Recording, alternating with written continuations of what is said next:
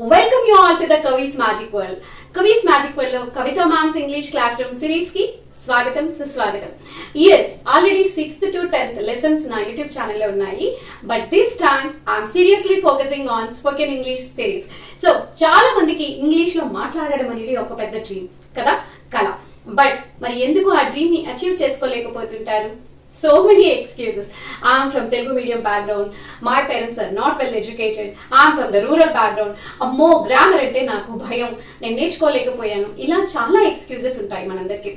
But spoken English విషయానికి వచ్చినట్లయితే మనం గ్రామర్ ని పక్కన పెట్టేసి, అంటే గ్రామర్ ని కంప్లీట్ అవాయిడ్ చేయమని కాదు, కొంత గ్రామర్ మీద అవగాహనతో వాట్ ఇది ప్రెజెంట్ టెన్స్, ఇది పాస్ట్ టెన్స్, ఇది ఫ్యూచర్ టెన్స్, ఇలా ప్రతిదీ ఇలా అనుకుంటూ నేర్చుకోవడం కన్నా కూడా కొంత గ్రామర్ మీద అవగాహనతో స్పోకెన్ ఇంగ్లీష్ నేర్చుకుంటే ఇంగ్లీష్ లో మాట్లాడడం అనేది very simple. I'm Dr. Kavita Ajay. I'm in front of you to help to learn English very easily. So, dear friends, ఈ రోజు మనం ఇంగ్లీష్ నేర్చుకోవాలి అంటే ఫస్ట్ మోటివేట్ అవ్వాలి. మనల్ని మనం మోటివేట్ చేసుకుందాం. Where there is a will, there is a way. మనసుంటే మార్గం ఉంటుంది. Even though English is a foreign language, it is a global language కదా. So wherever you go, there is English. English is leading the world. మరి ఇంత importance ఉన్న English ని మనం నేర్చుకోవాలి అంటే మనకి మోటివేషన్ ఉండాలి. Where there is a will, there is a way. మనసు ఉంటే మార్గం ఉంటుంది. And where your interest grows, there your energy flows. అంతే కదా, ఎక్కడైతే ఇంట్రెస్ట్ ఉంటుందో అక్కడ మన ఎనర్జీని ఫుల్ పెట్టగలుగుతాం. సో ఇంగ్లీష్ నేర్చుకోవాలి అంటే కొంత ఒకాబులరీ పట్టు రావాలి. దానికి సింపుల్ గా ఫనీగా నేర్చుకోవడం, ఈజీగా నేర్చుకోగలిగే ట్రిక్ టంగ్ ట్విస్టర్స్. సో ఇక్కడ చూడండి, I wrote on the board, Betty bought some butter.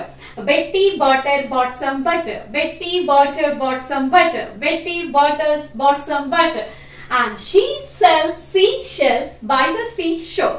She sells seashells by the seashore. She sells seashells by the seashore. ఇలా మీరు ప్రాక్టీస్ చేయండి.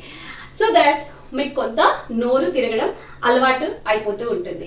Yes, and coming to the point, ఇప్పుడు అసలు English నేర్చుకోవాలి అంటే first మనం వర్బ్ గురించి తెలుసుకోవాలి. అదేంటి, గ్రామర్ అవసరం లేదంటున్నారు, మళ్ళీ వర్బ్ అంటున్నారు అనే కదా మీ క్వశ్చన్. కొంత అవగాహన కావాలి, కానీ డీప్ గా నేను గ్రామర్ లోకి వెళ్ళను.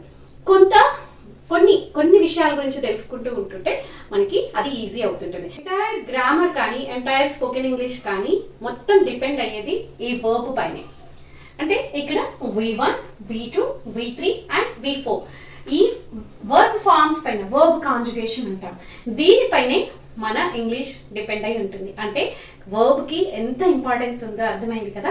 Yes, I wrote here V1 ఎప్పుడు వాడతాం మనం తెలుసుకోవాల్సింది ఏంటి అంటే, V1 when we use V1, habitual actions, routine actions, daily activities, మనం అలవాటుగా రోజు చేసే పనులకి మనం V1 verb 1 base form of the verb అంటాము, దీన్ని వాడతాం. మరి V2 అండ్ V3 ఇవి రెండు కూడా పాస్ట్ టెన్స్ లో, పాస్ట్ అంటే జరిగిపోయిన గతంలో, అంటే గతంలో జరిగిన పనులకి, పాస్ట్ లో జరిగిన పనులకి we use V2 form and V3 form. రెండు పాస్ట్ అయినప్పుడు మళ్ళీ V2, V3 ఏంటి అని మీకు డౌట్ వచ్చి ఉంటుంది కదా. V2 అంటే ఫినిష్డ్ ఆర్ కంప్లీటెడ్ యాక్షన్స్ కి V2 వాడతాం. అండ్ V3 ఏంటి అంటే రీసెంట్ గా జస్ట్ ఫినిష్డ్ యాక్షన్స్ కి V3 ఫార్మ్ ని వాడతాం. అండ్ V4 వచ్చేసి ఆన్ గోయింగ్ యాక్షన్స్. ఇక్కడ V1 plus ing form, on going actions. ఇక్కడ చూడండి, మీకు I will give you the examples. Play, sing, V1 లో ప్లే, సింగ్, గో, రైట్. మామూలుగా I play cricket daily in the evening, నేను రోజు సాయంత్రం క్రికెట్ ఆడుతాను.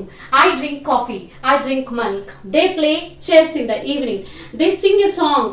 సో ఇలా ఆడతాను, చేస్తాను. Yes, play, write, sing, go, sleep, sits, ఇలా there are so many verbs. Okay, and V2 వచ్చేసి ప్లేకి played, sang, went, wrote. They played cricket. Yesterday they played cricket. Okay, so they sang the song. They went home. They wrote letter. They wrote exam. ఇక్కడ చూడండి, V3. So just to finish, recent గా అయిపోయినా they played అంటే V2.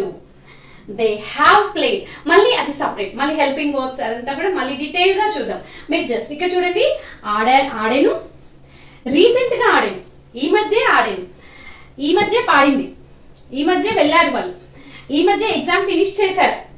Yeah, so ఇక్కడ చూడండి, this is very easy, this is very without any confusion.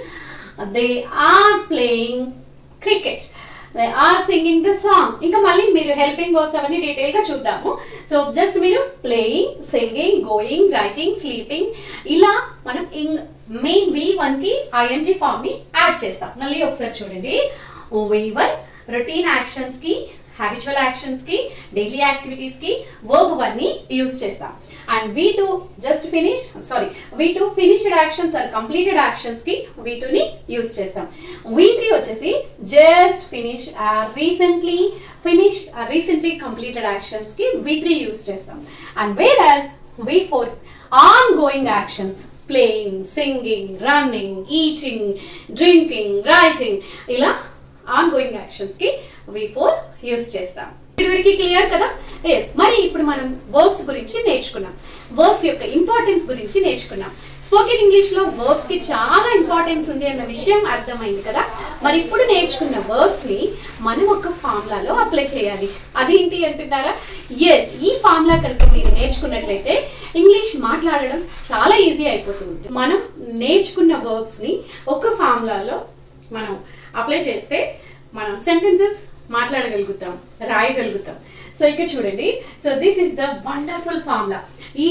ఈ చిన్న trick కనుక మనం నేర్చుకున్నట్లయితే we can speak English easily. So ఏంటిది? PNIWH. P అంటే positive sentence, negative sentence, interrogative sentence, and WH questions. So W and H, WH words మీకు తెలుసు కదా, why, what, where, which, whose, whom, and who, how, ఇలా ఎన్ని. So మనకి why ఎందుకు, what ఏంటి, వెన్ ఎప్పుడు, వేర్ ఎక్కడ, ఇవన్నీ మీకు తెలుసు కదా. సో ఫస్ట్ మనం పాజిటివ్ సెంటెన్స్ చూద్దాం. సెంటెన్స్ తయారు చేయాలి అంటే మనకి వర్బ్ అవసరం అని తెలుసుకున్నాం. తర్వాత కావాల్సింది ఏంటి? ఆ పనిని చేసే వాళ్ళు ఎవరు? పనిని చేసే వాళ్ళు ఎవరు? మనకి 7 సబ్జెక్ట్స్ ఉంటాయి ఇంగ్లీష్ లో. I, we, you, they, he, she, it. Okay, so I నేను, first person singular, and first person plural we మేము, మనము, and second person singular you, plural you నువ్వు, మీరు, and third person singular he, she, it, and plural వచ్చేసి they. So subjects ప్రపంచంలో ఎక్కడికి వెళ్ళినా కూడా ఈ 7 మాత్రమే ఉంటారు subjects. I, we, you, they, he, she, it. అంటే కొన్ని పదాలు కలిసి వాక్యాలు ఏర్పడతాయి. వర్డ్స్ కలిస్తే ఒక సెంటెన్స్ ఏర్పడుతుంది, మీనింగ్ఫుల్ సెంటెన్స్ ఏర్పడుతుంది. సో మరి ఆ కొన్ని వర్డ్స్ తెలుసుకున్నాం, ఆ తర్వాత వర్బ్స్ నేర్చుకున్నాం, క్రియలు, పనులు, ఆ పనులు చేసే వాళ్ళు సబ్జెక్ట్స్. ఆ చేయబడిన పని ఉంటుంది చూడండి, పని యొక్క ఫలితాన్ని పొందేది ఆబ్జెక్ట్ అంటాం. Subject, verb, object. ఏంటది? మన ఇంగ్లీష్ లో సబ్జెక్ట్, వర్బ్, ఆబ్జెక్ట్. సో ఇలా మనం నేర్చుకున్న వర్బ్స్ ని, సబ్జెక్ట్స్ ని, ఆబ్జెక్ట్స్ ని కూడా ఈ రూల్లో, ఈ ఫార్ములాలో మనం ఇన్సర్ట్ చేయాలి, అప్లై చేయాలి. Positive sentence, negative sentence, interrogative sentence, and WH questions. So ఒక్కసారి మీరు ఆలోచించి చూడండి. నేను చేశాను, నేను చేయలేదు, నువ్వు చేసావా, నువ్వు ఎప్పుడు చేశావు. నేను మ్యాంగో తిన్నాను. ఓకే, నేను మ్యాంగో తినలేదు. నేను మ్యాంగో తిన్నానా, నేను ఎప్పుడు తిన్నాను. ఓకే, నేను పాట పాడాను, నేను పాట పాడలేదు, నేను పాట పాడానా, ఇంకొకటి తీసుకున్నా.